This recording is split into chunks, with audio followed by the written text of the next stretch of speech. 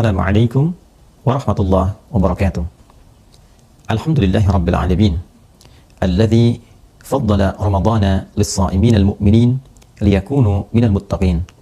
Wassalatu wassalamu ala Rasulillahil karim Sayyidina Muhammadin wa ala alihi wa sahbihi wa dhurriyyatihi wa ummatihi ila yaumiddin wa ba'd. Saudara-saudariku dimanapun Anda berada, bersyukur pada Allah Subhanahu wa ta'ala mengawali jumpa tausiah kita menjelang berbuka di Indonesia, khususnya waktu bagian barat. Semoga Allah Subhanahu wa ta'ala menerima seluruh amal ibadah kita yang mengiringi paket Ramadan yang kita tunaikan di tahun ini. Semoga qiyam kita, siam kita, dan seluruh perjuangan kita sampai detik ini diterima oleh Allah Subhanahu wa ta'ala untuk mendapatkan rahmatnya.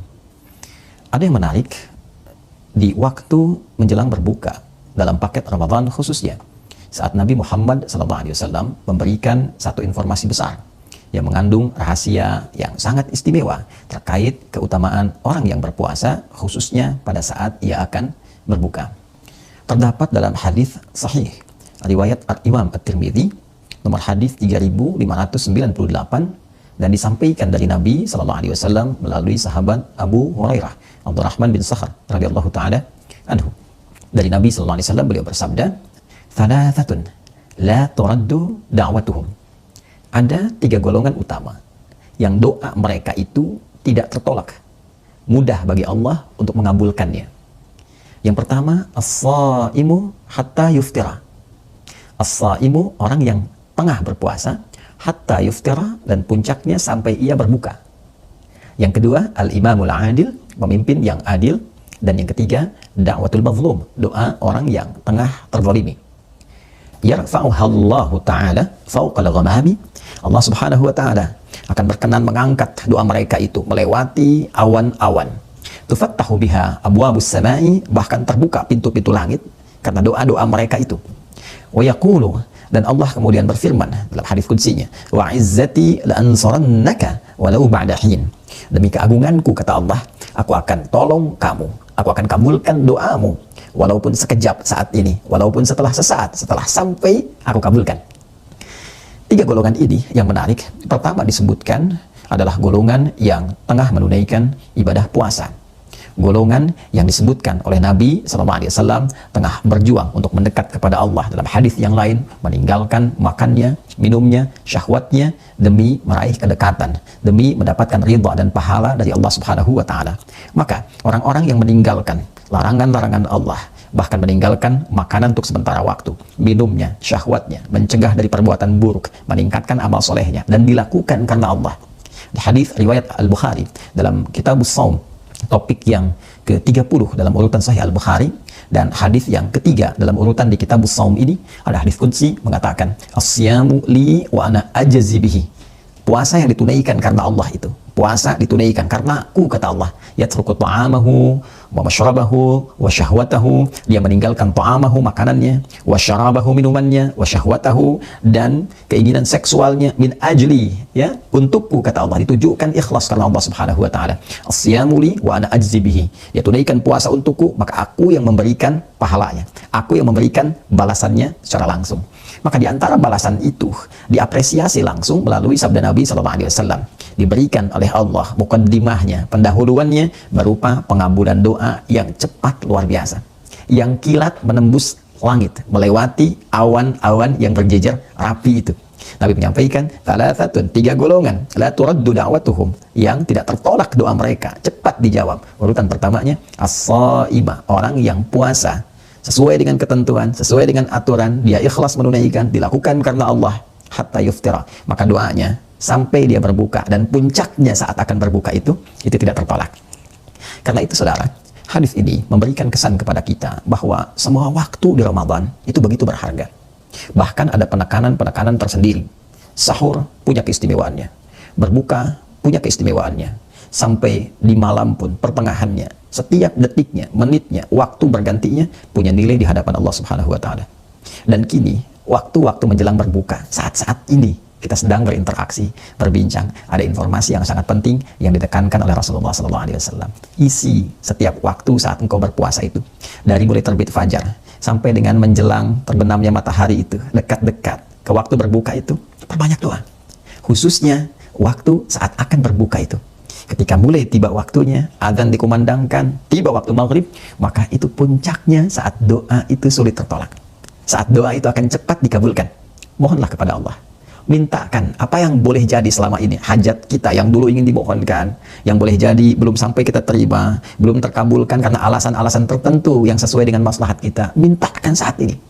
Boleh jadi ini waktunya, boleh jadi ini kesempatannya dengan menunaikan ibadah siam itu, kemudian kita bermohon dan puncak saat berbuka, maka disifati di hadis lain. Di Al-Bukhari nomor hadis 1904, di hadis Muslim nomor hadis 1151, dan periwayatnya itu sama, sahabat Abu Hurairah Abdurrahman bin Sahar radhiyallahu taala anhu, seakan-akan hadis satu dengan yang lainnya saling mengonfirmasi.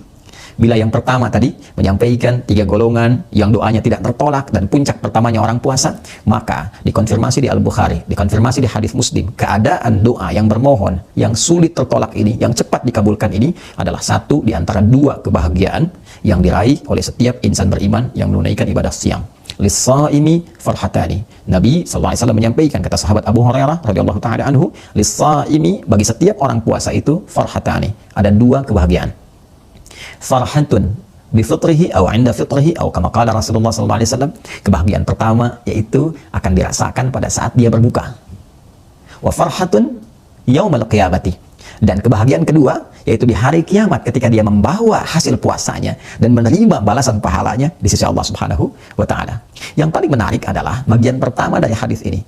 Farhatun 'inda fitrihi atau farhatun bi fitrihi. Kebahagiaan pertama dia raih saat dia berbuka itu. Mengapa orang puasa bahagia saat dia berbuka?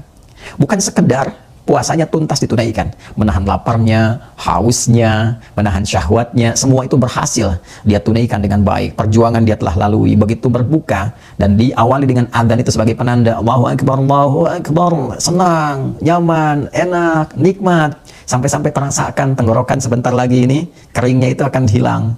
Ya, dahaganya itu akan hilang, haus itu akan sirna, sebentar lagi bisa minum, bisa makan, bisa cicipi ini dan itu, ya. Sehingga kita katakan dhahabadh dhama'u wa btallatil uruqu wa thabatal ajru insyaallah, kan? Bukan hanya itu. Tapi puncak kebahagiaannya adalah pada saat doa yang ia panjatkan itu berpotensi cepat dikabulkan oleh Allah Subhanahu wa taala. Benar, orang puasa jangankan minum, dengar adzan saja itu setengah hausnya bisa hilang.